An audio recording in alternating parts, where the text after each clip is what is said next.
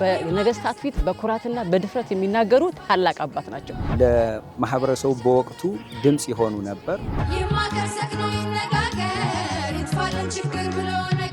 ደራሲ፣ የአቡሻህር፣ የዜማ፣ የቅኔ፣ የስነ ጽሁፍ ሊቅ እኔ ፉት ስለማዘንጊያ ቁልጭ አንዲሁን ይፋቀር ልባችን አፈሩ ሰው ነው ገንዘባችን እንደ ምናብ ነው የምናያቸው። ትንሽ ቁመታቸው ጥር ያለ ናቸው። አለቃ ገብረሃና እንዴት ነው ዛሬ ዝናብ የሚዘንብ ይመስልሃል አለቻቸው ስላቸው እንዴ ለሰማዩ ቅርብ አንቺ ነሽ ማጠይቂያቸው ብለው ቀኝ ተናገሩ ይላል።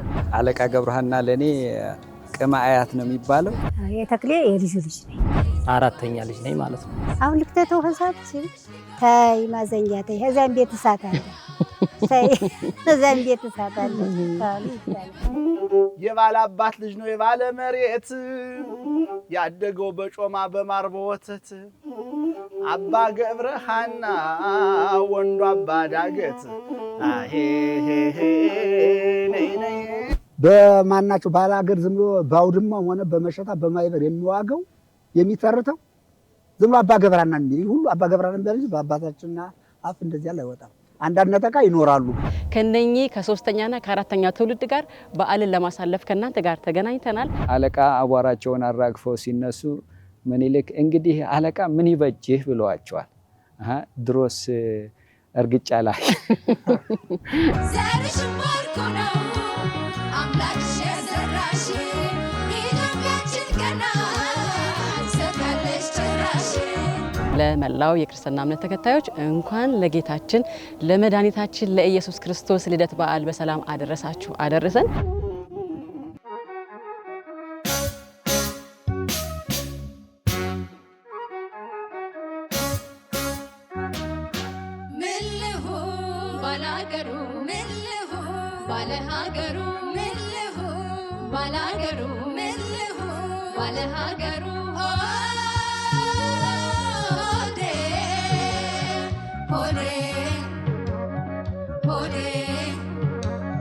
አትረበሽብኝ አትከፋ ሆዴ የፈጠራት ጌታ ዝም ይላታል እንዴ ድሮስ ጠባቂዋ እሱ አይደለም እንዴ።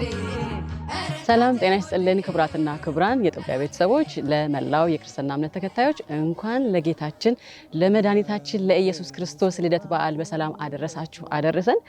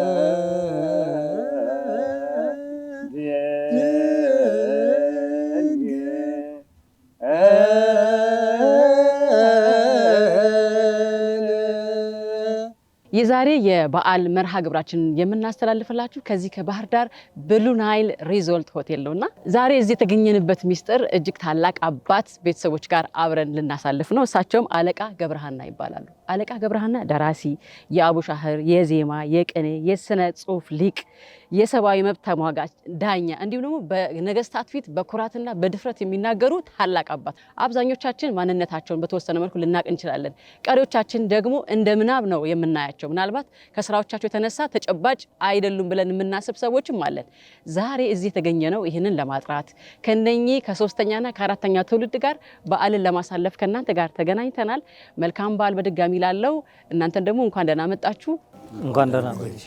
እንግዲህ ጥሩ ጨዋታ እየተጫወትን በዓል እናሳልፋለን። አብሬያችሁ ስላለው ደስ ብሎኛል። በተለይ ደግሞ እንዲያስውባችሁኛል፣ ሻሽንም አቀናብራችሁልኛል። እጅግ አድርጌ አመሰግናለሁ። መልካም የገና በዓል እንግዲህ አብረን እናሳልፋለን። እናንተ የታላቅ አባት ቤተሰቦች ናችሁ። በጣም ትልቅ ሰው ናቸው፣ የተከበሩ ናቸው። በጥበባቸው፣ በሊቅነታቸው፣ በታላቅነታቸው ብዙ ሰው ያውቃቸዋል። እንዲሁ ደግሞ አንዳንዶቹ ምናብ ናቸው የሚሉም አሉ ከረቂቅነታቸው የተነሳ። እንግዲህ እናንተ ምስክር ናችሁ ማለት ነው ለዚህ የእሳቸው ሶስተኛና አራተኛ ትውልድ በመሆናቸው። የመጀመሪያ ጥያቄ የሚሆነው አለቃ ገብረሃና ማን ናቸው የሚለውን እስኪ ትንሽ እየተጫወትን እንቆይ። ተባረክ እግዚአብሔር አምላካ ወይነ እችን ዕለት እችን ሰዓት ባርኮ ቅዱሶ እንደዚህ ለተቀደሰው ለገና በዓል እንኳን በሰላም አደረሳችሁ። እንግዲህ አባታችን ገብረሃና እስከ ዳዊት ድረስ ናበጋዚያቸው አቦታቸው ከተወለዱበት ተምረዋል። ከዚያ በኋላ ደግሞ በሸንበቆ ምሳሌ ሸንበቆ ስትወዛወዝ እንዲህ እያለች በዚህ ምን ማድረግ ይቻላል እያሉ ተክሌውን ዝማሜውን እንዲህ እያደረጉ እንደዚህ እያሉ ተክሌውን ዝማሜ ፈጥረዋል። ከዚያ ደግሞ ማህበሩም ደግሞ እንዲህ እየተወራጨ ወዲና ወዲህ ሲማታ በዚህ ደግሞ ምን ማድረግ ይቻላል እያሉ እንደዚያው ተክሌውን ዝማሜ በዚህ እያመሰጠሩ እስካሁን ድረስ የትውልድ የሚጠቀምበት እሳቸው ባመሰጠሩት ነውና እንግዲህ ደግሞ ሀዚያ በላይ ደግሞ አንድ ላሪያ የሚሆነው ከቅኔያቸው እንኳን የሚያወሩት ራሱ ወዛፈዛዝ ሳይሆን የሚያወሩት ሁላ ቅኔያዊ ምስጢር ነው ይሳቸው። ከዚያም ከጎንደር ሲያስተምሩ ነበረ። ታሽቤቱን ጎንደሩና ታይቤቱን ከፋፍለው ሲያስተምሩ ነበረ። ጎንደሩን ያስተምራሉ። ተክሌውን ደግሞ ቀለም ደግሞ ለልጃቸው ተክሌ ብሎ የተሰየመው በቀለሙ ነው እሳቸው ልጅ እና ያንን ሲያስተምሩ ኋላ ተክሌ ከተማረ በኋላ ደብረ ታቦር ሄዶ ሲያስተምር ቆይተዋል ማለት ነው። እና ከዚህ አንስቶ አሁን ሊቃውንቱ ተስፋፍቶ እስካሁን ድረስ ሲነገር የሚኖር የእሳቸው ቀለም ነው። ገብረ መድኅን ቄስ መጠኑን ይወልዳል። ቄስ መጠኑ መንክርንና ገብረሃናን ይወልዳል። ጌታ መንክር የድጓ መምህር ናቸው። የድጓ መምህር ግብሩን ወለዱ። መንክር ግብሩን ወለዱና የራሳቸውን ቀለም ድጓው ለግብሩ አስተማሩት። ግብሩ ማንን ወለደ? ወልደ ግብሩን ታከለ ግብሩን የሚባሉ ወልደዋን አሉ። ልጆችም ዛሬ ይገኛሉ። አለቃ ገብረሃና የሚወልዱትም 3 ናቸው። 2 ወንድ፣ 1 ሴት። ስኑ ገብረሃና፣ ተክሌ ገብረሃና፣ ጥሩነሽ ገብረሃና እና እኔ ያው የስኑ ገብረሃና የልጅ ነኝ። 4ተኛ ልጅ ነኝ ማለት ነው። አባታችን እንግዲህ እንደሚታወቀው ሊቅ ናቸው። ያው በብዙ ሰው ባሉ ዋልታም በምንም ያርፋቸዋል። ግን አባታችን የድጓ መምህር እንደሆኑ ነው ያው ከአባቶቻችን ስንረዳ የቆየነ። አሶስቶች ተክሌ የዝማሜው ኃላፊ ነው። ስኑ ካህን ነበር። ጥሩነሽ እህት ናት። እነዚህን አባ ገብረሃና ወለዱ። እርስዎ የማንኛው ልጅ ነው? የመምህር ኃይሉ። ስንተኛ ትውልድ ማለት ነው? 4ተኛ ነው። እሺ። ተክሌ ገብረ ስላሴን ብቻ ነው የወለደ። ገብረ ስላሴ ግን ማንን ወለደ? ብርሃኑን የጦሟሃን ተናኝን እቻት ደግሞ 2ቶች መብራቴን በዘናሽን እነዚህ ታረቀኝን ወለደ። አንድ የነበረው 6 ወልዷል። 6 ወልዷል። የጥሩነሽ አሉ ተቤት ቀርተው ነው እንጂ ወደ 6 አሉ። ደግሞ የጥሩነሽ ልጆች የመሳሰሉ ነው የኛ ትውልዳችን። ጥሩ እማሆይ ተናኝ ገብረስላሴ እርሶ ስንተኛ? ሶስተኛ ትውልድ ነዎት? የተክሌ የልጁ ልጅ ነኝ። እሺ። ኃይሉ እባላለሁ። የተክሌ ገብረስሉስ ተናኘ ነው። እማሆይ ተናኘ 2ተኛ ልጅ ነኝ። አለቃ ገብረሃና ለኔ ቅማ አያት ነው የሚባለው። 4ተኛ ነው እንደኛ። እሺ። የአለቃ ገብረሃና አዋቂነት በተለያየ መንገድ ተጠቅሷል። እኔ በሁለት ኳሊቲያቸው ፕራውድ አረጋለሁ። አንደኛው ሰብአዊነታቸው፣ ህዝባዊነታቸው በብዙ መንገድ ይገለጻል። በጣም አዛኝ ናቸው። ለማህበረሰቡ በወቅቱ ድምፅ ይሆኑ ነበር። ሁለተኛው ኳሊቲያቸው ደግሞ በክህነቱ በኩል ያላቸው ችሎታ ዓለም ያወቀው ነው። የእርሳቸውን እውቀት ለልጃቸው አስተላልፈው አሁን የጎንደር አቋቋም ተብሎ የሚባለው እኔ በዛ ባልሰማራም ትልቅ ስም ያለው ነው። አለቃ ተክሌ ብዙ ጊዜ ባያገለግሉም ባላቸው ቆይታ ትልቅ ስራ ሰርተው ያለፉ አባት ናቸው። ገብረስሉስም ቢሆን እንግዲህ ከአጎቴ ከእሷ ትልቅ ወንድም እንደሰማሁት በጣም ምሁር ናቸው። እሳቸውም እንደዚሁ በሁለት መንገድ ይታወቁ ነበር። አንደኛው በጥብቅና ለማህበረሰቡ እርሳቸውን ጥብቅና የያዘ ሰው ተሸንፎ አያውቅም። ኢቨን ከብት ሰርቆም ቢመጣ እርሳቸውን ጠበቃ ያኔ በዛን ሰዓት ተጠየቅ ልጠየቅ ነው የነበረው። በሙግት የሚያሸንፋቸው የለም ነበር። ከዛ ደግሞ በንግዱ ዓለምም እስከ አስመራ እየሄዱ ይነግዱ እንደነበር ነግሮኛል። የእሷ ትልቅ ወንድም ደጀን ይባላል። ነፍሱን በገነት ያኖራትና አሁን በህይወት የለም። ከእሳቸው በኋላ የእሷ ትልቅ ወንድም ቅድም ጠቅሶታል የተክሌን እንትን ሲገልጽ መርጌታ ብርሃኑ፣ እሳቸውም በጣም ትልቅ ሊቅ ናቸው። የነ ተክሌን ያህል ባይሆኑም ትልቅ አስተዋጽኦ አድርገዋል በቤተ ክርስቲያን። ከዛ በላይ በጣም አዛኝ፣ ለወገን ተቆርቋሪ ናቸው። ጥቃት የማይወዱ ወንድም ነበሩ እርሳቸው። ከዛ በኋላ ወደኛ ሲመጣ ግን የቤተ ክርስቲያን ትምህርት ያለው የለም። እናታችን 7 ልጆች ወልዳለች። 5 ወንድ 2 ሴቶች አሏት። ያው አንደኛው በልጅነት ህይወቱ አልፏል። የክህነቱን እንትን የተከተለ አንድ የኔ ትንሽ አለ። ያው እሱንም እኛ ፑሽ አድርገን ወደ ያው የከተማ የኑሮ ዘዬ ስለሆነ ወደ አካዳሚኩ ነው ያለው። አሁን መምህር ነው እሱ። ተመልካቾቻችን እንግዲህ አለቃ ገብረሃና ቤት መተን ስለ ቅኔ አለመናገር ወይ ደግሞ ቅኔን አለማንሳት ልክ አይሆንምና የምታስታውሷቸውን አንዳንድ ቅኔዎች ከቤተሰቦቻቸው እንውሰድ። እንግዲህ አባ ገብረሃና የሚወሩት ሁላው ቅኔ ነው። ከሀ እስከ ፈ ቅኔ ታሪካዊ ነው የሚወሩት እና አለቃ ገብረሃና ትንሽ ቁመታቸው ጠር ያለ ናቸው። እማሆይ ማዘንጃ ነው ባለቤታቸው። እሳቸው ደግሞ ረጅም ናቸው እና አንድ ቀን ስጦ አስጥተዋል። ፀሐይ ነበር መጀመሪያ፣ ኋላ ደመና ሲዳመን አዛራ ተመልሰው ወደ ቤታቸው ገብተው እማሆይ ማዘንጃ አለቃ ገብረሃና እንዴት ነው ዛሬ ዝናብ የሚዘንብ ይመስልሃል አለቻቸው። ስላቸው እንዴ ለሰማዩ ቅርብ አንቺ ነሽ ማጠይቂያቸው ብለው ይሄን ቀኝ ተናገሩ ይላል። ቁመታም ስለሆነ ቁመታም ረጅም ስለሆነች ቁመታም አንቺ ነሽ ሰማዩም ቀርብ ያልሽ አንቺ ማጠይቂው አሉ ይባላል።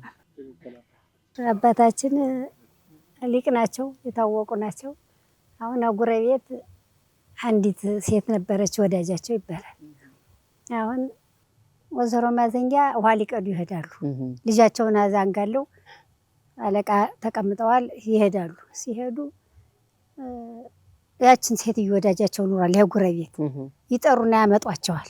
አሁን ሲያመጧቸው ያችን ጫቅላ ልጃዛ ጫቅላ ጋር አስተኝታ አሳቸው ጋር እንትን ብላለች። አሁን ሴትዮቱ ሀይቱን ይዘው ሊመጡ ሲሆን ቸኮላ ብድግ አድርጋ የማዘንጊያ ልጅ ይዛ ትሄዳለች።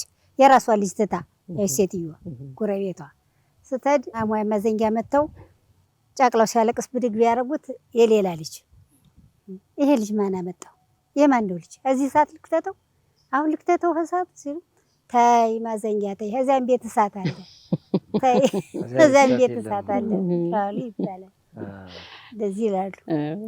አለቃ እንዲህ ክፉ ቀን ሆኖ ወታደሮች ቤታቸው ይሄዱና አለቃን ይሄዱና አርሶ ለከብቶቹ አጭደው ይምጡ ብለው ያስገድዷቸዋል ወደ ወንዝ እንዲወጡ እና አለቃ ጠርጥረዋል። እነዚህ ወታደሮች የለም እኔን ሰደው ማዘንጊያን እንትን ይሉብኝ ነው ብለው የለም ማዘንጊያንሽማ ገመድ ይዘሽ ነይ ይሏታል።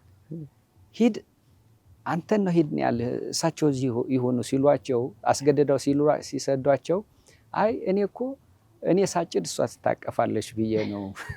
እና አባታችን የሆነ ቦታ ሲሄዱ በአጋጣሚ አንዲት ልጅ ያገኛሉ። አንዲት ልጅ ሲያገኙ ያቺ ልጅ ከማሽላ ስር ላይ ነው ቁማ ያገኟት እና አንቺ ልጅ ብለዋታል። አቤት ዝንጀሮን ትጠብቂያለሽ ብለዋታል። አረ አባቴ እስቲ ዝንጀሮን መጠብቅ ከሆነ ግመሉን ይንዱት ብላቸዋለኝ። አረ እቺ ልጅ እንዴት ናት ይሉና ቀስ ብለው አድራሻዋን ይከታተላሉ። አድራሻዋን ተከታትለው ሰፈር ላይ ሄዳ ስትገባ ተከትለው ሄደው ከደጃፍ ቁጭ ብለዋል፣ ቆመዋል። እንደ ቆሙ ልጄ ብለዋታል። አቤት እስቲ ትንሽ መቀመጫ ውስጥ ስጭኝ እስቲ ልጄ፣ ትንሽ ቆራጣ ምንጣፍ ጣል አድርጋላቸዋል።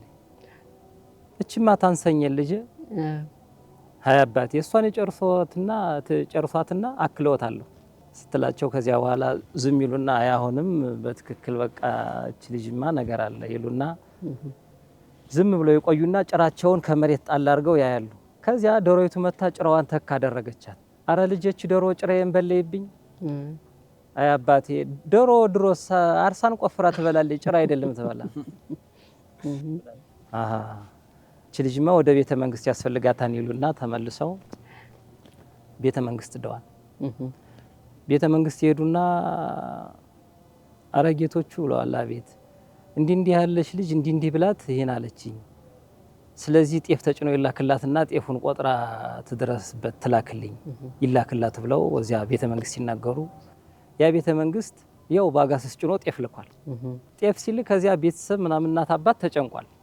እንዴት አድርጋ ደግሞ እቺ ልጅ እንደው ቆጥራ አሁን ልትልክ ነው እዚህ ውስጥ ያገባችን ምናምን ይሉና ሲጨነቁ ዝም በሉ እናቴ አባቴ አግቡ ቁርስ ምናምን በሏቸው ምሳ በሏቸው እኔ ይሄን ቆጥረዋለሁ ጀንድ ያውጡ ታስብልና ያን ጀንድ ያስወጣ ያን ጤፍ አዘርግፋ እነሱ እስከሚጋበዙ ያን ድብልቅ ታረግና ተጋብዘው ሲወጡ ጤፉን ቆጥሬዋለሁ ስለቆጠርኩተኝ ባጋሱሱ ጠጉር ልክ ነውና ያጋሱሱን ጠጉር ቆጥረው ይድረሱብኝ ብላ መልስ አላከችላቸው። ከዚያ በኋላ ላለቃ መልስ እንደደረሰላቸው አይ እቺ ልጅማ ለቤተ መንግስት ጮኛ መሆን አለባት ተብላ ያቺ ልጅ ወደ ቤተ መንግስት ጮኛ ሆና ተገባች ይባላል። ይሄን የመሳሰለ ቅኔ ሰምና ወርቅ ነው የሚዋሩ አባቶቻችን እና አለቃ ትልቅ አባት ናቸው። እንኳን ለተወለደ ለሀገራችን ለኢትዮጵያ በሳቸው ስም ነው ሙሉ አሁን የሚያድር እንደምታውቁት ማለት ነው። ወደ እርሱ ልመለስና አንዳንድ ጨዋታዎች የኛ ያልሆኑ ግን አለቃ ገብረሃና ናቸው ተብለው ይባላልና እሱን አንወደውም ብለው ነበር። ለዚህ ዝም ብሎ ያሉ ወሬ እኮ ነው ሰው የሚዋራ። አሁን እንግዲህ እንደዚህ ብሎ አንድ የሆነ ሽማግሌ የሆነ ተረት ያመጣል ወይም የሚያስቅ ወይ የሆነ ነገር ሲያመጣ የገጠር ሽማግሌ ሆነ በከተማ ያ ሲዋራ ያ የዋራው ማንንም በል አባ ገብረሃና አሉ ነው። አንድ ሰው ለግሉ ይዋራው ይሄን ማኑ አባ ገብረሃና ነው ያሉ። በሴትም በወንድም አንዱ እንደዚህ ብሎ ይዋራው እንደሆነ አባ ገብረሃና ነው ያሉ እንጂ እኛ አባት እንደዚህ ያለው ነገር አሁን እንደሚባለው በቀለም መናገር ነው እንጂ ሌላ እንትና አይሉ። አሁን እሱ እንዳለው አንድ አዋቂ ጠንካራ አዋቂ ማለት ብልህ ሰው ነው። አንተ ወይ ይሄን ያለ አገር ገዥነት እንሰጣለን አባ ገብረሃና ተከታተልክ ብታጠቃቸው መልስ ሰጣቸው ተብላ እንደዛች ልጅ ማለት ነው። ሲከተል በሽምግልና ሲቀመጡ ሲከተል የተናገሩት መልስ የሚመልሰው የሚያጠቃበት ሲያጣ ብሎ ደግሞ ተከትሎ በርቅ ሽምግልና እንደተቀመጡ ንብ መታ እቺን ነድፋቸዋለች አባ ገብረሃና። አዛርም አባቶችን ልትበላይ ነው ብለው እንዲህ ብለዋል በጨራቸው። ያ የሚከራከራቸው አፋቸው የሚጠበቃቸው አሁን አገኘዋቸው ይልና አባ አለቃ አቤት እቺን ልትበላይ ነው ያሉ እንዴት ሴትና ወንዷ እንዴት አድርገው አዩት ተረዷት። ከግንባሮት እንዳለች ነው በጭራው በራ ሄደች። ሴትና ወንዷ እንዴት አድርገው ለይተዋት ነው እቺን ልትበላይ ያሉ ብሎ ጠየቃቸው። ስህተት እየፈለገላቸው ነው እሳቸው ለመከራከር። እሺ እንደ ልጄ ሴትማውና ትጋግራለች። አሁን የማር ሰፈት የመሰለ እንጀራ አልድርምት ማለት አይ ልጄ ሴትማውና ትጋግራለች። አይ እንግዲህ ከዚህ የተረፈስ እሳቸው ማጠቃበት የለም ብሎ ተነስቶ ወደ ይባላል። እሺ እንግዲህ ተመልካቾቻችን በዓልን እያሳለፍን ያለነው ከዚህ ከታላቅ አባታችን ከአለቃ ገብረሃና ቤት ነው። አለቃ ገብረሃና እንግዲህ እንደምናውቃቸው በነገስታት ፊት በድፍረት የሚናገሩ ለሰብ መብት የሚቆሙ የሚቆረቆሩ በዳኝነት የሚያገለግሉ በተለይ ደግሞ በጨዋታና በቀልድ እያደረጉ ፊት ለፊት በመናገራቸው የሚታወቁ ታላቅ አባት ናቸው። ከእሳቸው ቤተሰብ ጋር ነው በዓልን እያሳለፍን ያለነው። እንግዲህ አብረን እንቆይ።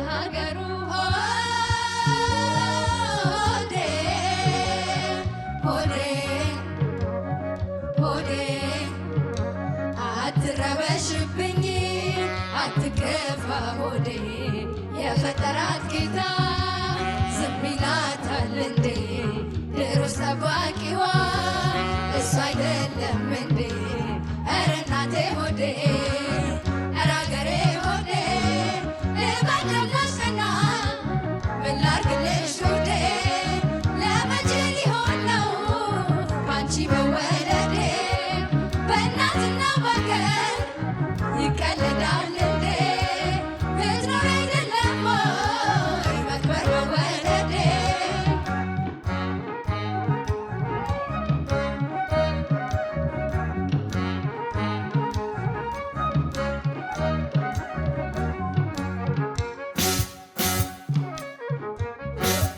የቀለምሽ ሕብረት መዋቢያ የታሪክሽ ስምረት መክበሪያ የዓለም ፍጥረት ቅሪት ማደሪያ ቀኑብሽ ቅድስት ኢትዮጵያ የሃይማኖት ፍቅር መማሪያ የጥበብ መነሻ ማደሪያ የፍቅራችን ኪዳን ማሰሪያ ኑሪልን እናት ኢትዮጵያ የቃል ኪዳን ቤትሽ የወይራው ምሰሶ የከፍታሽ ጣሪያ ያልታያቸው አንሰው ይሰቃያሉ እንጂ መች ሊያወርዱሽ ደርሰው ከላይ መሆንሽ ያልተረዱሽ ከሰው እንኳን ያለሽ ሊጎል ይጠብ ማደሪያሽ ገና ለም ይሆናል የመክበሪያው ስፍራሽ ዘርሽን ባርኮ ነው አምላክሽ የሰራሽ ኢትዮጵያችን ገና ትሰፊያለሽ ጭራሽ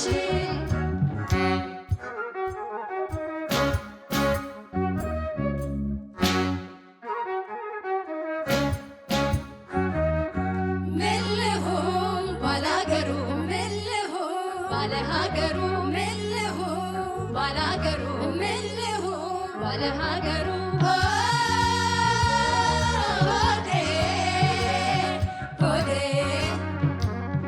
ሆዴ አትረበሽብኝ አትከፋ ሆዴ የፈጠራት ጌታ ዝም ይላታል እንዴ ድሮስ ጠባቂዋ እሱ አይደለም እንዴ ኧረ እናቴ ሆዴ ኧረ አገሬ ሆዴ ልበል ልበልና ምን ላርግልሽ ሆዴ ለመቼ ሊሆን ነው ካንቺ መወለዴ በእናትና በአገር ይቀለዳል እንዴ ብትኖር አይደለም ወይ መክበር መወለዴ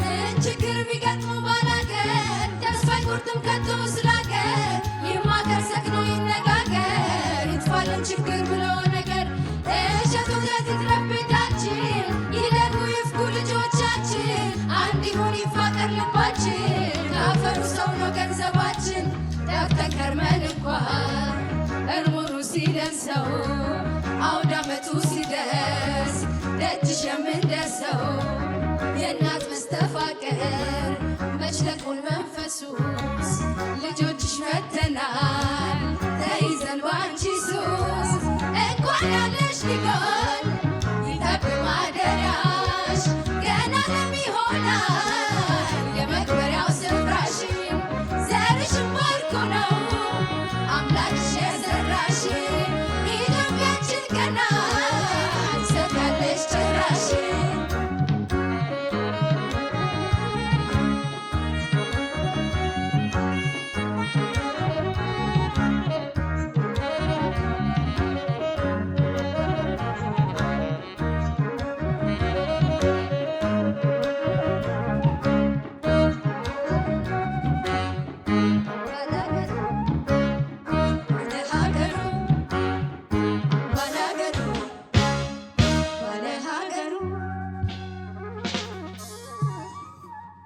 ሰባሰገል ሰባሰገል ሰገድ ውሎቱ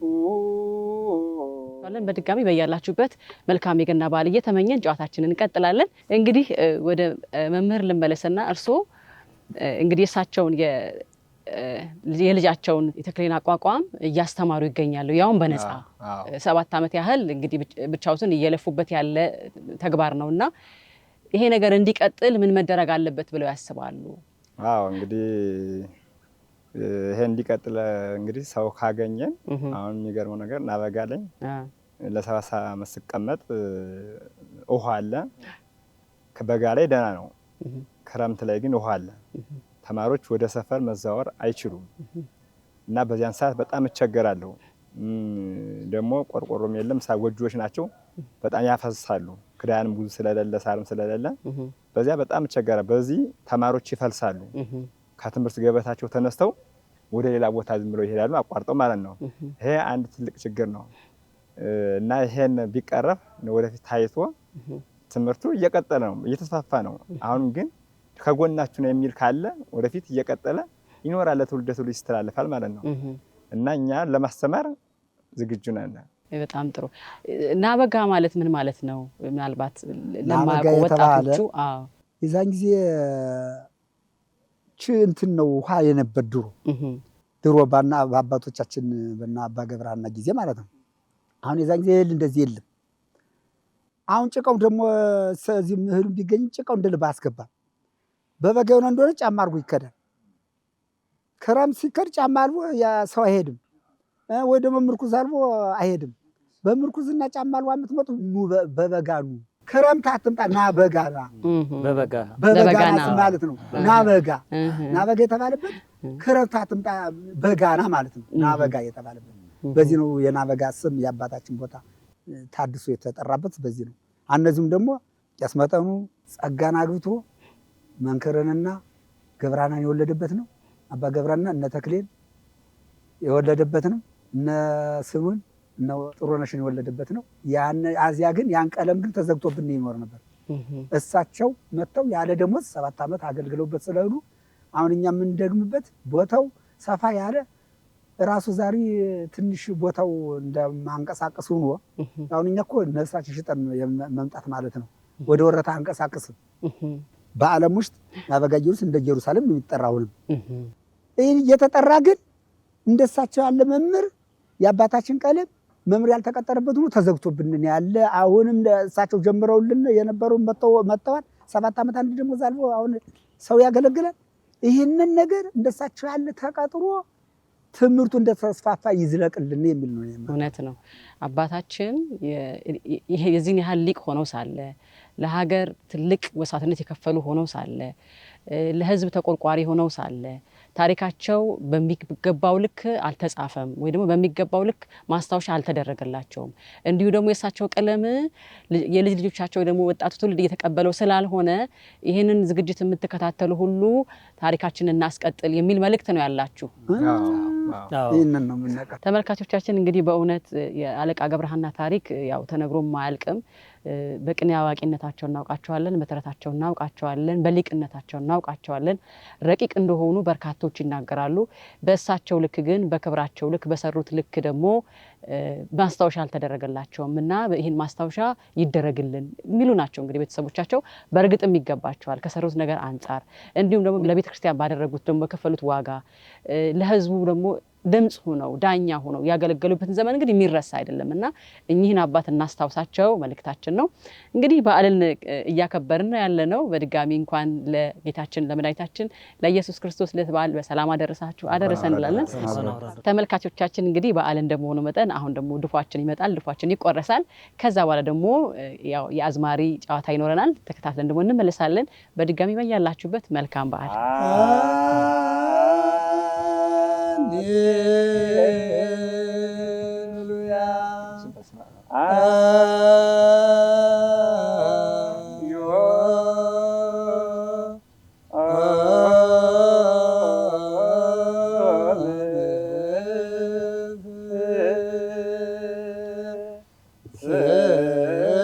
መልካም በዓል።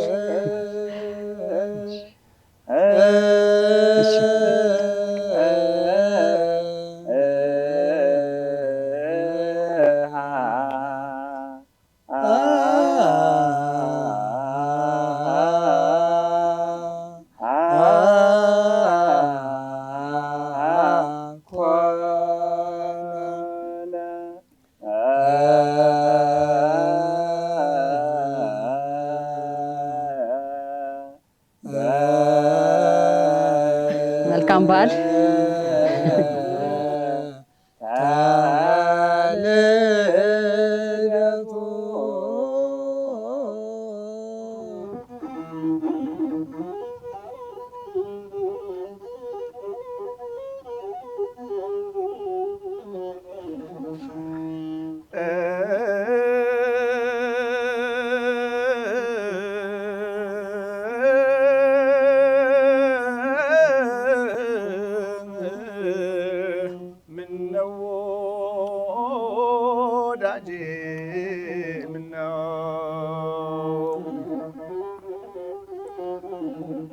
ክብርት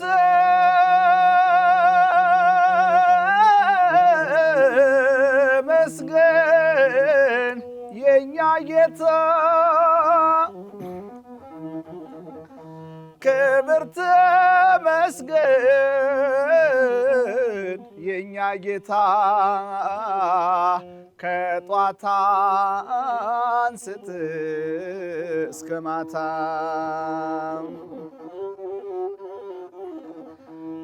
ውለታው ብዙ የእግዚአብሔር አመስጋኝማ ሰው ቢኖር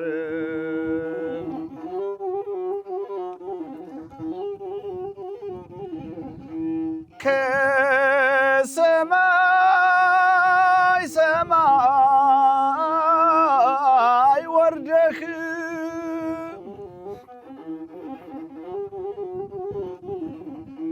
ከድንግል ማርያም ተወልደህ አንተን ማሞህ እንደ ሰው ምንና ምን ብለው አንተን ማሞህ እንደ ሰው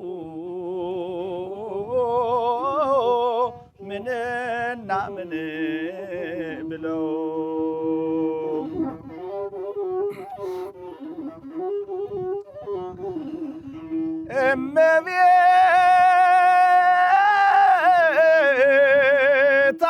እመቤታችን የዓለም ቤዛ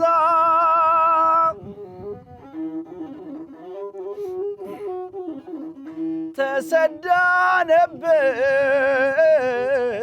ልጇን ይዛ ምን አሳሰባት ለእኛ ሰው ዓለም በቃኝ ላለው ይክበር ይመስገን ጌታችን ለዚህ ያደረሰን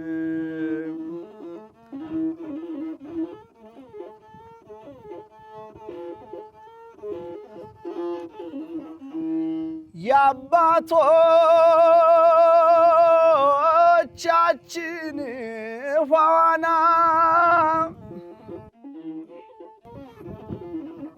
ላይ ላዩን ነበር በመላ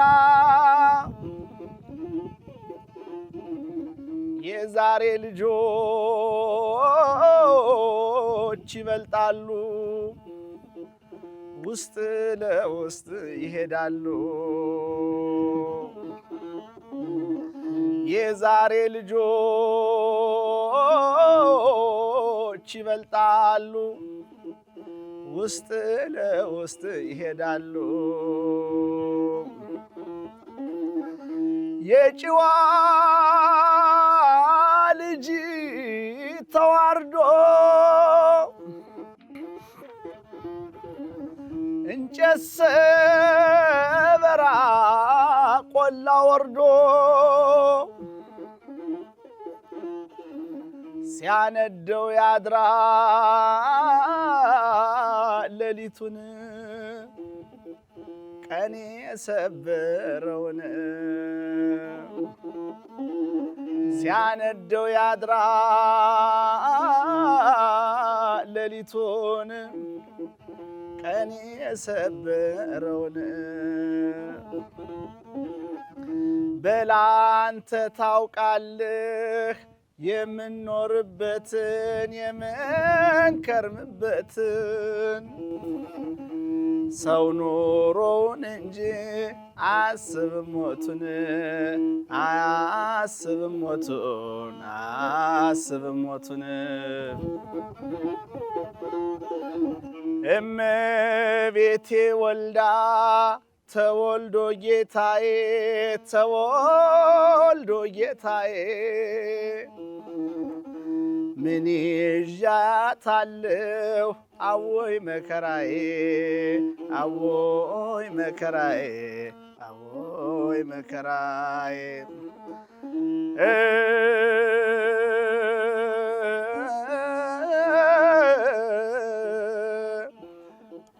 ወዳጅ ዘመዴ ምነው እንኳን አደረሳችሁ። እንኳን አብሮ አደረሰን። ጥሩም ዜማ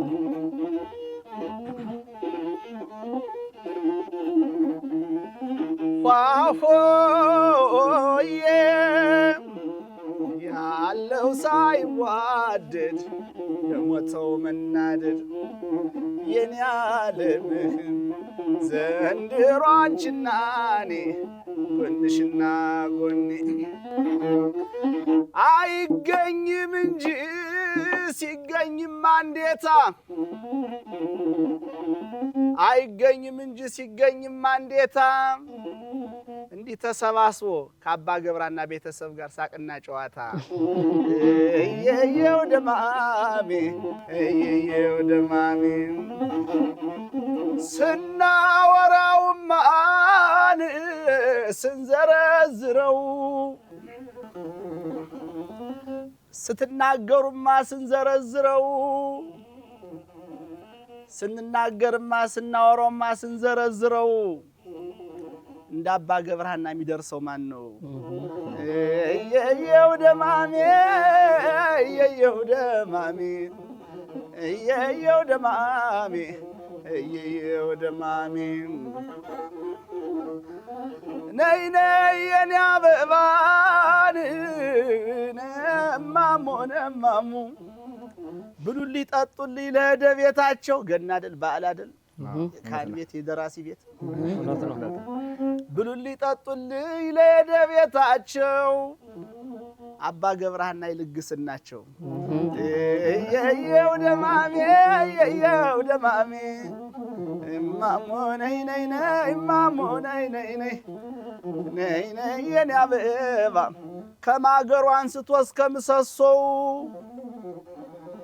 ከማገሩ አንስቶ እስከ ምሰሶው የተባረከ ነው የአባ ገብረሃና ሰው ነይ ነይ የኔ አበባ ዘመድዬ ነይ ነይ ነይ ነይ የአገሬ ልጅ እማሞ ነይ ነይ ነይ የየው ደማሜን የየው ደማሜ ተቀበል ሀገሬን ሀገሬን ሀገሬን ሀገሬን አይልም ወይ ሰው አይልም ወይ ሰው ጥቂት ሲናገሩት ወዲያ ባሰው ሲናገሩት ወዲያ ባሰው ያለው ያ ከያኒ ባይገባው ነው ነገር ያለው ያ ከያኒን ባይገባው ነው ነገር በተራ ሆድ ብሶት መች ይጠራል አገር በተራ ሆድ ብሶት መች ይጠራል አገር ሀገር ሲሉ ሙትት አገር ሲሉ ሙትት ሀገር ሲሉ ድፍት አገር ሲሉ ድፍት መሆኑን ቢያውቅማ መሆኑን ቢያውቅማ ይህ የዋህ ከያኒ ይህን የዋህ ዜማ እንኳንስ ለአዳሜ እንኳንስ ለሕዝቡ ለራሱም ባልሰማ ለራሱም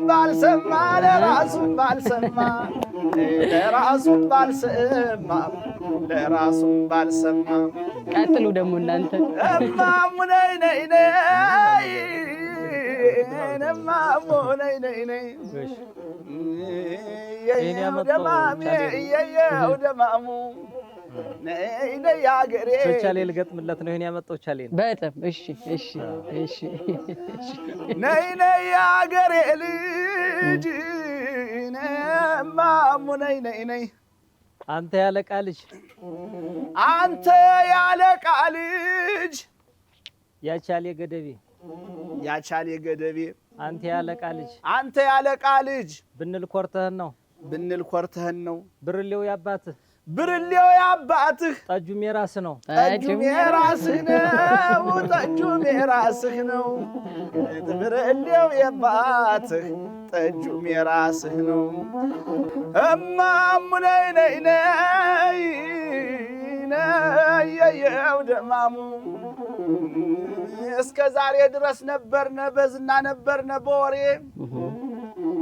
እስከ ዛሬ ድረስ ነበርነ በዝና ነበርነ በወሬ የአምላክ ፈቃድ ሆኖ ተገናኘን ዛሬ ነይ ነይ የኔ አበባ ዘመዴ ነይ ነይ ቤቱን አነጣጥፉት የምን ጓዳ ጓዳ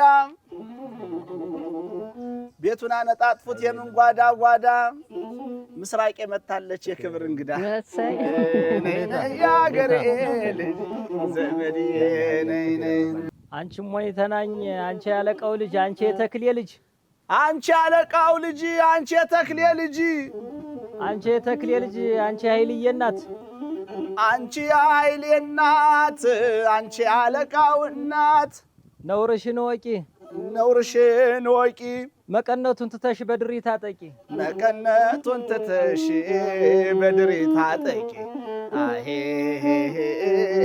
ነይ ነይ የኔ አበባ ኧረ እንደምን አለሽ ናበጋ ጊዮርጊስ የተወለደው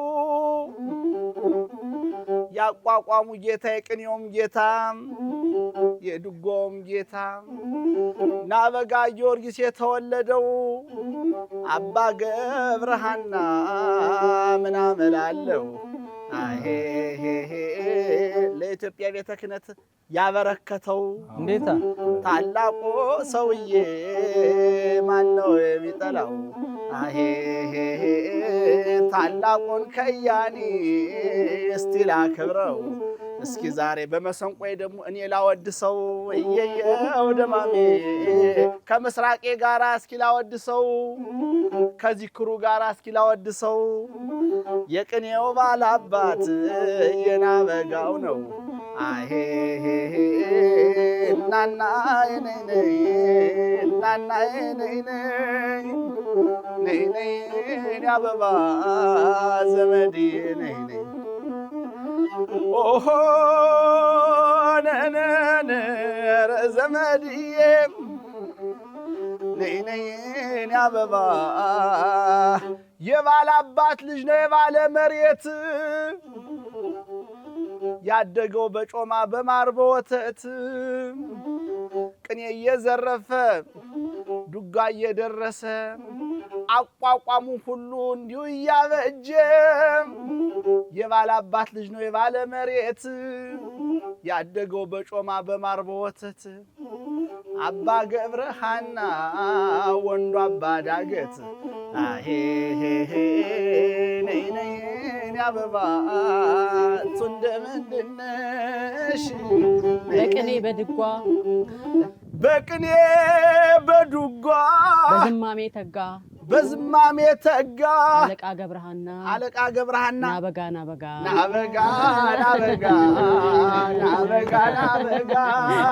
እንዴታ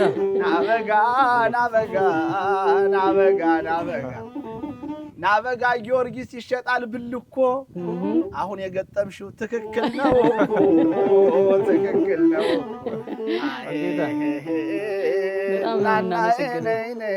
እንዲህ እንዳላችሁ እንዲህ እንዳለን ደግሞ የገና ዕለት ደግሞ የዛሬ ዓመት ሰላም ያድርሰን አሜን አሜን እጅግ አድርገን ነው የምናመሰግነው ገዳሙ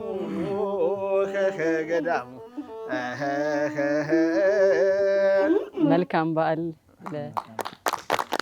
እጅግ አድርገን እናመሰግናለን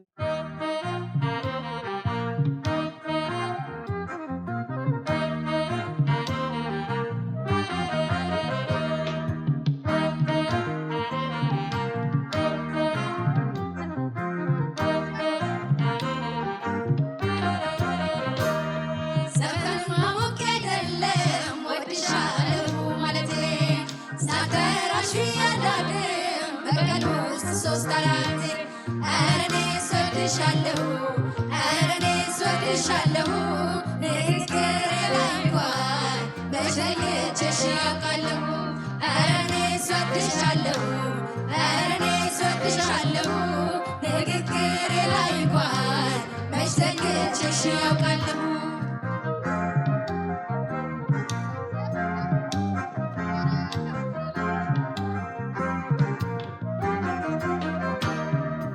እንዳይፈታ ክሮኖ ፍቅርሽ ልቤን አስሯል ያደጉበት ነው ስምሽ ካካሌ ከሁሉ ሰርቷል ልተውሽ ብልም አልችልም ቀኔ ሳይኛለሁ ምንም ባላደርግ ምንም ባይጠቅምሽ እወድሻለሁ ቢወራል ቃሉ የኔ ዓለም ያለሽ ክብር ሞገስ አንድምታ ብዙ ነው የኔ ዓለም ታሪክሽ ቢወደስ ከአንጀት ከልቤ ነው ሀገሬ እናቴ ማለቴ ለማስመሰል ምክር ይፍረደኝ ያውቀኝ ልጅነቴ ሀገሬ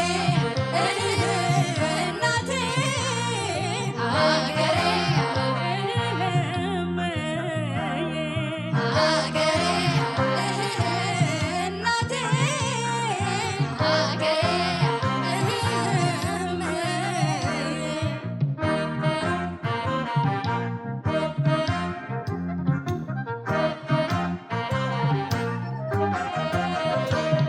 ዘፈን ማወቅ አይደለም ወድሻለሁ ማለቴ ሳልጠራሽ ያላድም በቀን ውስጥ 3-4 ኧረ እኔስ ወድሻለሁ ኧረ እኔስ ወድሻለሁ ንግግሬ ላይ እንኳን መች ለይቼሽ ያውቃለሁ ኧረ እኔስ ወድሻለሁ ኧረ እኔስ ወድሻለሁ ንግግሬ ላይ እንኳን መች ለይቼሽ ያውቃለሁ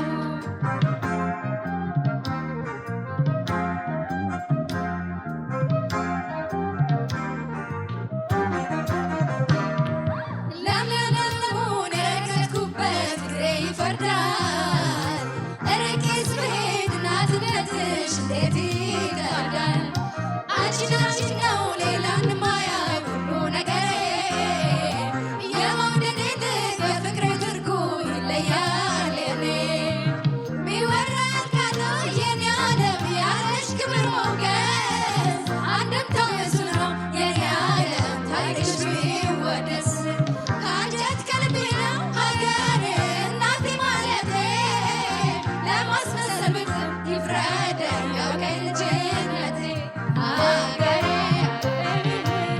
እናቴ ሀገሬ ሀገሬ እናቴ ሀገሬ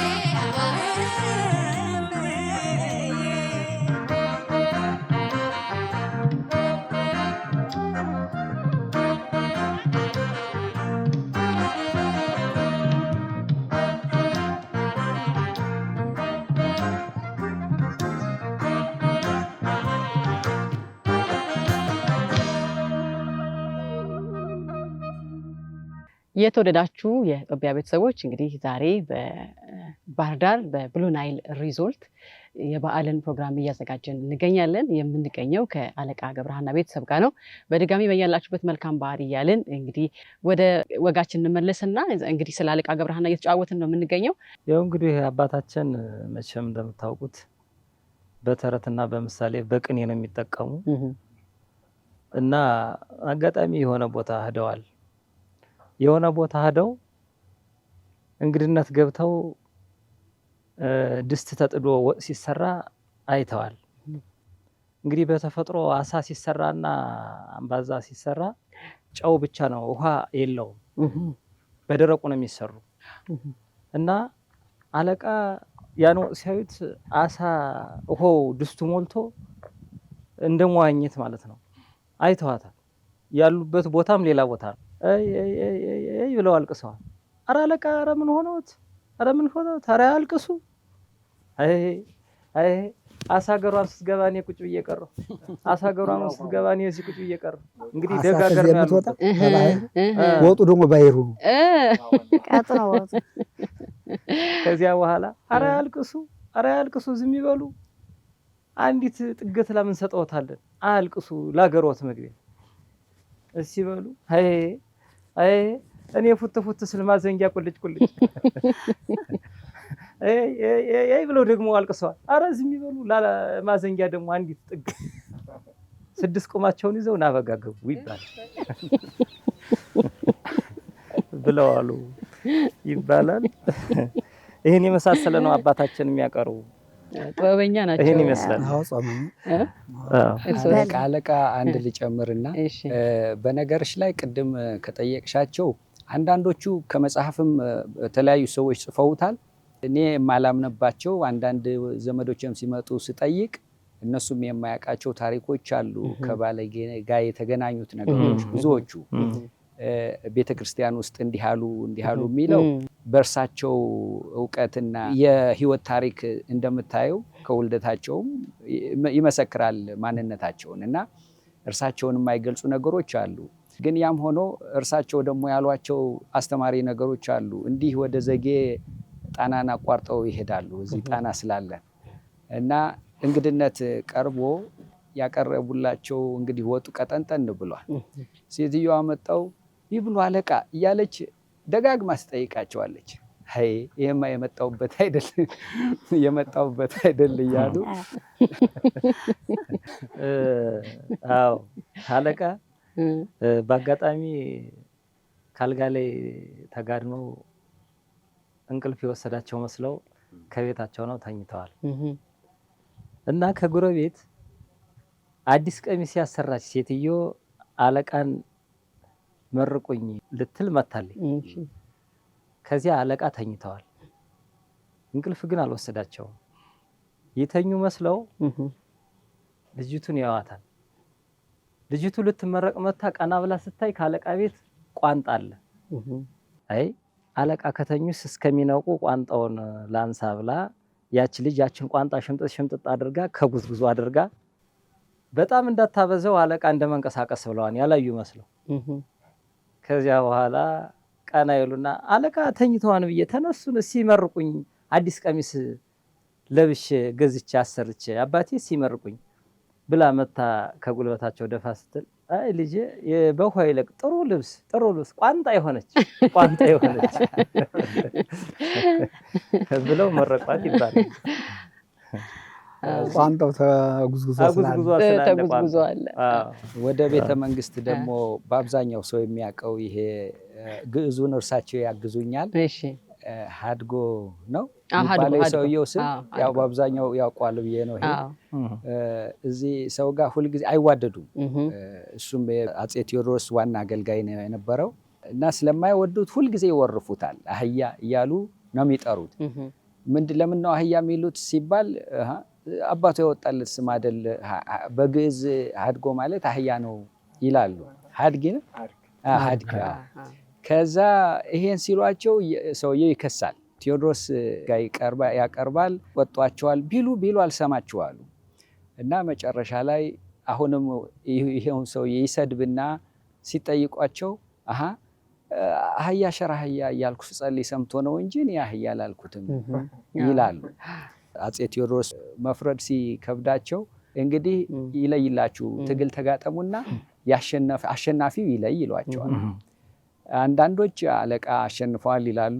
አንዳንዶች ደግሞ የተለያየ ጸሐፊ እንደጻፉት አለቃ ተሸንፈዋል ይላሉ። እና ወደ አለቃ ተሸንፈዋል ነው ያዘመምኩት። ምክንያቱም ፊዚካሊ ሰውየው ግዙፍ ነው ከአለቃ አንጻር እና እንግዲህ አንስቶ ጥሏቸዋል። አለቃ አቧራቸውን አራግፈው ሲነሱ አፄ ቴዎድሮስ እንግዲህ አለቃ ምን ይበጅህ ብለዋቸዋል።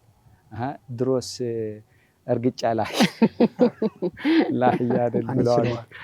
በዛ ምክንያት አፄ ቴዎድሮስ ምንም እንኳ ሙያቸውን ቢያደንቁላቸው ቢወዷቸው በዚህ ቧልታቸው ስላልተመቻቸው ከሀገር አባረው ወደ ትግራይ ነው የት ነው የላኳቸው። በኋላ ጠፍተው የገቡበት ነው። መልካም አለቃ ገብረሃና ምን ያህል መንግስታት አገልግለዋል? ምን ያህል መንግስት በሶስት ነው። አፄ ዮሐንስ፣ አፄ ቴዎድሮስ፣ አፄ ምኒልክ ናቸው። በእነዚህ ላይ ነው ሶስቱን መንግስት ዘመናት ያገለገሉበት። ያንን ቅድም ደግሞ እንደተረጎም ነው ሰለስቱ ምዕት ፍትሐ ነገሥትን ቢሰሩት እንደሳቸው ያለ ሊቅ የሚተረጎም የለም ነበር። እሳቸው ግን ያንን ተደፍኖ የተቀመጠው መጽሐፍ አውጥተው በሶስቱ መንግስቶች ላይ የተከራከሩ የሚሆነውን ይሆናል የማይሆነው ይሆናል እያሉ በፍትሐ ነገሥት ህዝብን እያስተማሩ በሶስቱ መንግስት ያሳለፉ ናቸው። ለየትኛው ያደሉ ነበር ወይ ደግሞ የትኛውን ይወዳሉ? አለቃ ምኒልክ ገብረሃና ጋር ምን ነው አልባት ትንሽ የሚጓደዱ ነበር እንጂ አፄ ቴዎድሮስ ጋር በዚሁ ይሞታን አይሞተን በመባል እስከዚህም ድረስ አይዋዋጡም ነበር። ይሞታን አትበል መጽሐፍ አይሞትም ይቀጣን እንጂ ሙት አይልም እንዴት ይህን ይሉኛል። በዚህ እሱ ጋር ትንሽ ያሞትና ወደዚህ ከመሻገር መተው የተመለሱ አፄ ቴዎድሮስ ጋር ነው። አንድ ታሪክ ላይ ምን አስታውሳለሁ፣ ምናልባት ሌሎቻችሁ የምትመልሱት እንደውም አለቃ ገብረሃና ከአፄ ቴዎድሮስን ከጎንደር ህዝብ ጋር እንዲታረቅ ድልድይ ሆነዋል፣ አስታርቀዋል።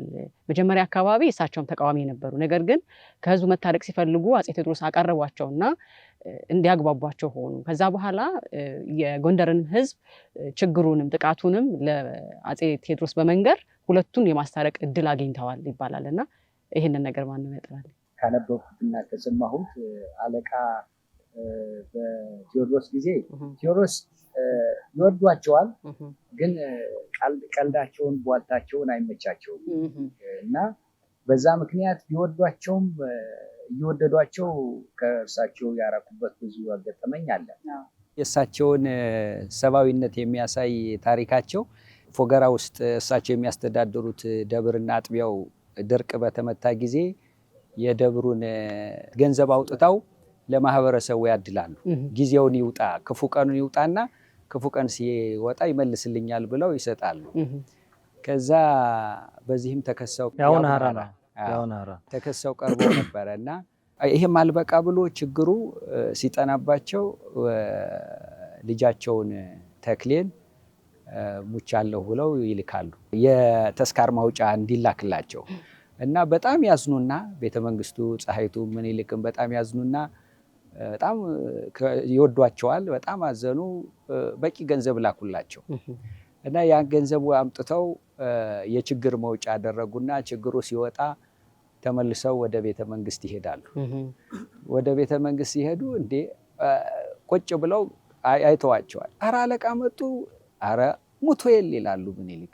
አረ ይኸው ይታዩኛል አለቃ ናቸው። በኋላ ቀረብ ብሎ ሲያው አለቃ ናቸው። አለቃ እንዴ ሙታል ተብሎ በየት መጣህ አሏቸው። እንደርሶ የሚመቸኝ አጣሁ መጣሁ አሏቸው ይባላል።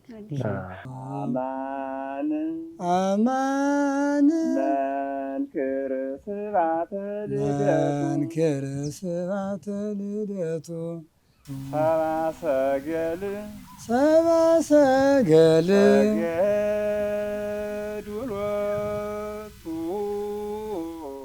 አሁን የምናቀርበው ወረብ የጌታችን የመድኃኒታችን ኢየሱስ ክርስቶስ የልደት በዓልን በተመለከተ ነው።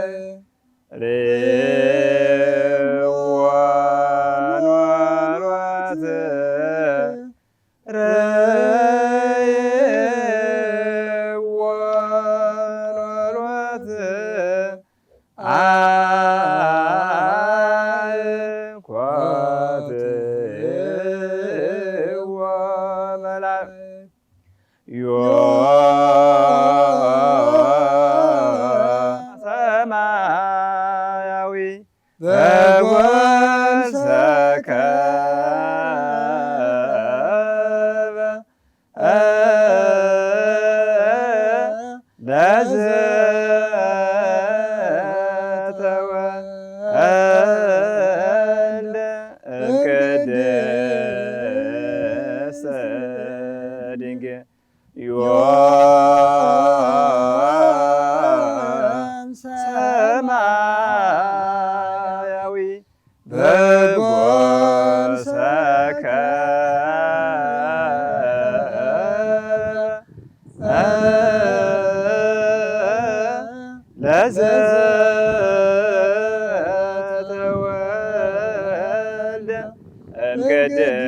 ቅድስት ድንግል።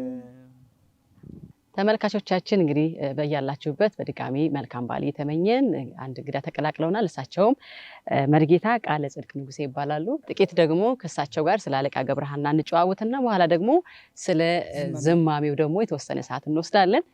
እንኳን ደህና መጡ አባቴ። እንኳን ደህና ቆያችሁን። ለጌታችን ለመድኃኒታችን ኢየሱስ ክርስቶስ ልደት በዓል እንኳን አደረሳችሁ አደረሰን። አሜን። ያው እኔ የምኖረው በናበጋ ቅዱስ ጊዮርጊስ ቤተክርስቲያን አገልጋይ መርጌታ ነኝ። አሁን የምናወራውና የምናወሰው የአለቃ ገብረሐናን ዝክረ ታሪክና የልጃቸውን ያቋቋም ተክሌን ለዓለምና ለኢትዮጵያ ለማስተላለፍ ስለሆነ ከዚህ ቦታ ተገኝተን በባህር ዳር ዙሪያ እንገኛለን። አሁን የምናቀርበው ተክሌ ዝማሜን ነው የምናቀርበው።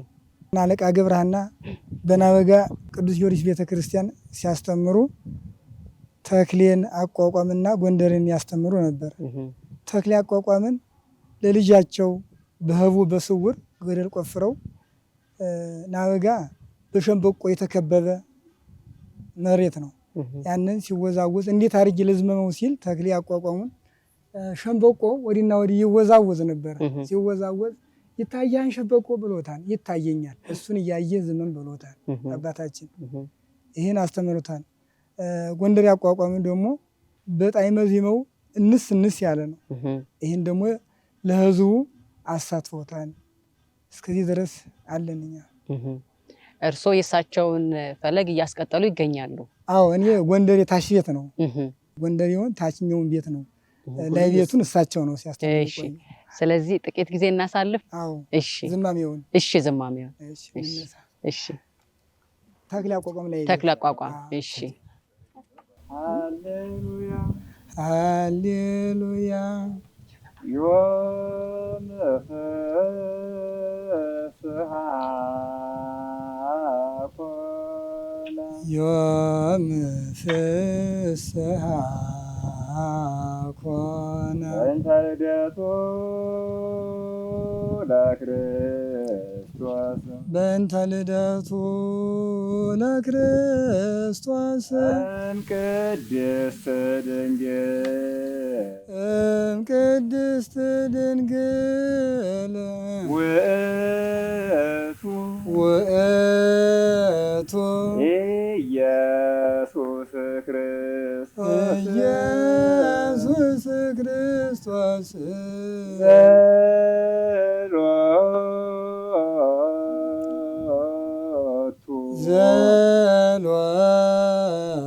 ዘሎቱ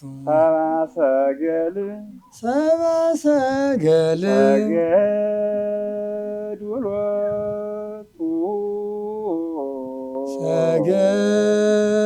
ሰገዱሎቱ አማን አማን መንክር ስብሐተ ልደቱ መንክር ስብሐተ ልደቱ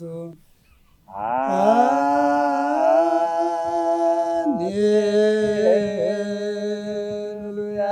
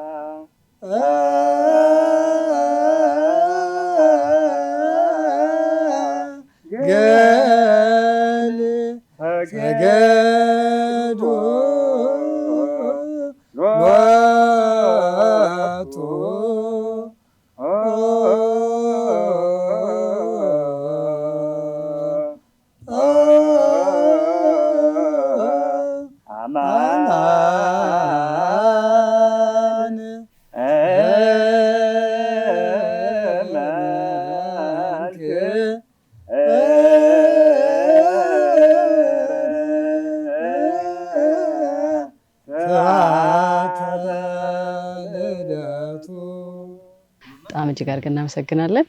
የአባታችን የአለቃ ገብረሐና ቅኔ ነው። ይኸው አምላካቸው ጋር ሲከራከሩ የሚያሳይ ቅኔ ነው። ኮንኖ ኃጥአን አምላክ ይደለወከ ምንተ ኮንኖ ኃጥአን አምላክ ይደለወከ ምንተ ጸላእተክሙ አፍቅሩ እስመ ትብለ አንተ ጸላእተክሙ አፍቅሩ እስመ ትብለ አንተ አምላክ ኃጥአን መኮነን አይገባህም ብለው ተከራክሮታል። አይገባህም አንተ ጠላቶችህን ውደዱ ትላለህና ኃጥአንን መኮነን አይገባህም ብለው አምላክን በቅኔያቸው ጠይቀዋል። ጉባኤ ቃና ቅኔ ይባላል። ሰብአ ሰገል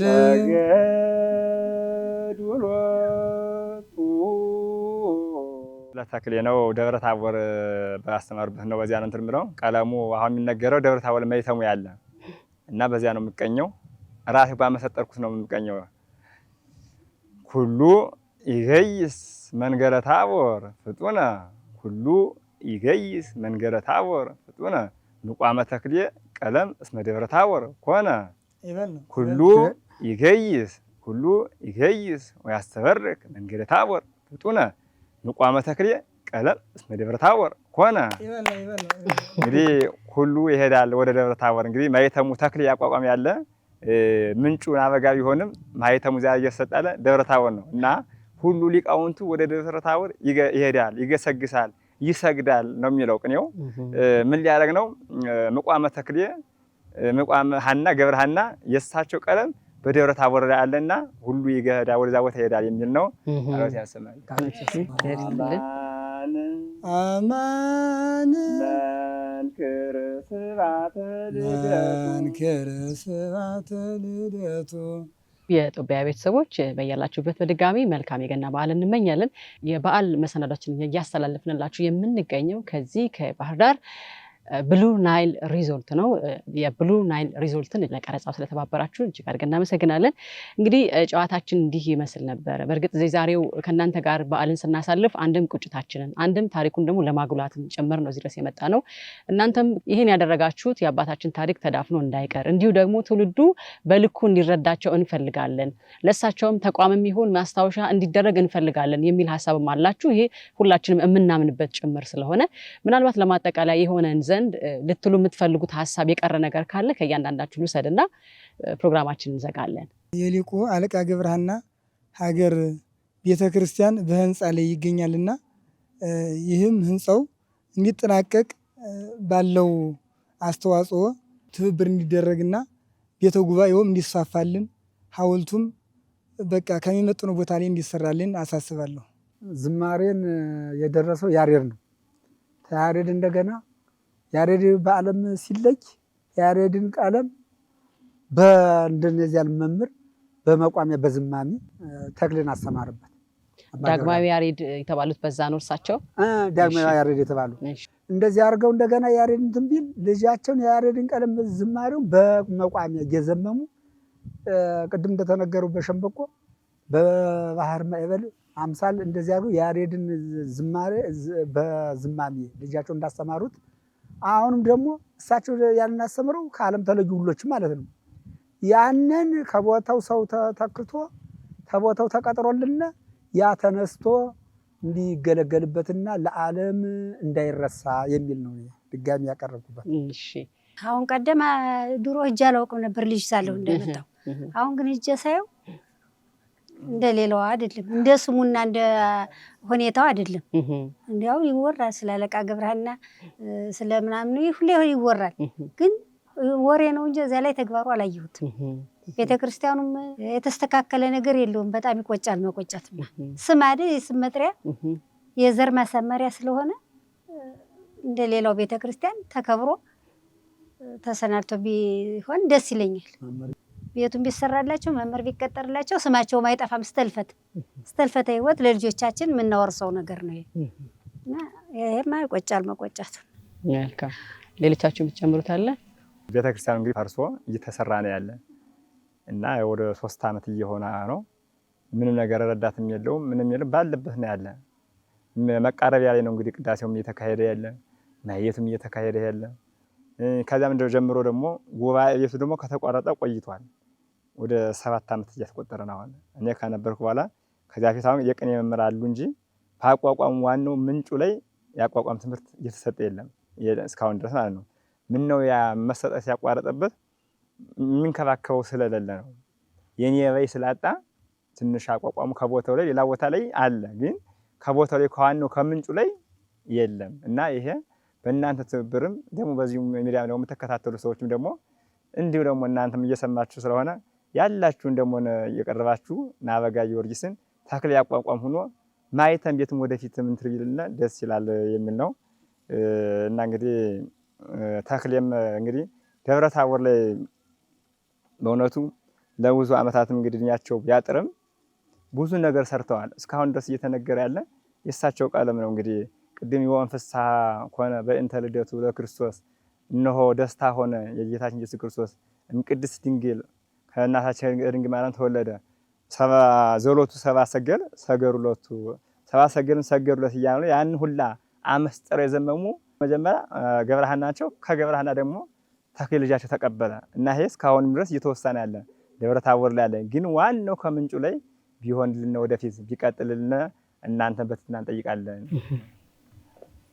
እሺ መልካም ጨርሰውታል። በእርግጥ ግን አጽንኦት ለመስጠት ያክል የእርሳቸውን ሌጋሲ ለማስቀጠል እንዳሉት የባህልና ቱሪዝምም አይ ቲንክ ይመለከተዋል ብዬ አስባለሁ እና ደግ አድራጊ ህዝብ ነው ያለን። ለጋስ ሰዎች አይጠፉም። ይሄን የሚሰሙ አሁን የጠየቋቸው የቤተክርስቲያኑ መስራት የሚሆን የአለቃ ገብረሃናን ሐውልት የሚቆምበትን መንገድ እገዛ ቢያደርጉልን የሚል ጥያቄ ነው ያለኝ። መልካም ተመልካቾቻችን እንግዲህ የዛሬው የበዓል መሰናዷችን ይህንን ይመስል ነበር። በእርግጥ አለቃን ልንመረምር እዚህ አልተገኘንም፣ እሳቸው ሊቅ ስለሆኑ። የእሳቸውን ቤተሰቦች ግን እዚህ አብረን ስናመጣቸው አለቃ ማን ነበሩ፣ ለአለቃ ምን ይገባቸዋል የሚለውን እንደው ለማስታወስ ያህል ነው። በእርግጥ አለቃ ትልቅ ሊቅ ናቸው። ለቤተ ክርስቲያናችንም ያደረጉት ውለታ የማይቆጠር ነው። እንዲሁ ደግሞ ለሀገራችንም ትልቅ ስራ የሰሩ አባት ናቸው። እኚህን አባት ግን ከፍ ማድረግ የእያንዳንዱ ኢትዮጵያዊ የእያንዳንዱ ደግሞ ኦርቶዶክስ ምእመን ኃላፊነት ነው። ስለዚህ በዚህ አንጻር ለማስታወስ ያህል ነው እንጂ አለቃ ተነግተው ተዳብሰው አልተጨረሱም እና በዚህ መድረክ በያላችሁበት ናችሁ ይህንን የምትከታተሉ የዚህ ፕሮግራም ታዳሚዎች ተመልካቾች አለቃ ማን ናቸው የሚለውን ነገር ከዛሬ ጀምሮ እንድናስታውስና አለቃ ምናብ አይደሉም፣ አለቃ ታላቅ ሊቅ ናቸው፣ አለቃ እንዲህ ይገባቸዋል፣ በእሳቸው ስም እንዲህ መደረግ አለበት ብለን እንድንቆጭም ጭምር ነው ዛሬ እዚህ የተገኘ ነው። ስለመጣችሁ እጅግ አድርገን እናመሰግናችኋለን። ከስራም ከኃላፊነትም እንዲሁ ደግሞ ከሩቅ መንገድ መታችሁ ከኛ ጋር በዓልን ልታሳልፉ ስለወደዳችሁ እጅግ አድርጌ አመሰግናችኋለሁ። በፕሮግራሙ ስም አርቲስት ቲቪ እንግዲህ ይህንን ፕሮግራም ስላዘጋጀ እንዲሁ ደግሞ የዚህ ሪዞርት ባለቤቶችና አስተዳደሮች ስለፈቀዳችሁልን የቀረጻ ስፍራ እጅግ አድርገን እናመሰግናችኋለን። መልካም በዓል በድጋሚ እላችኋለሁ። መልካም የልደት በዓል። ተመልካቾቻችን በዚህ የበዓል መሰናዶ ቀረጻ ወቅት በህመም ላይ የነበሩ የአለቃ ገብረሃና ሶስተኛ ትውልድ ቄስ ገደቢ ኃይሌ ከዚህ ዓለም በሞት በመለየታቸው የተሰማንን ሐዘን እየገለጥን ለመላው ቤተሰቦችና ወዳጆቻቸው መጽናናትን እንመኛለን።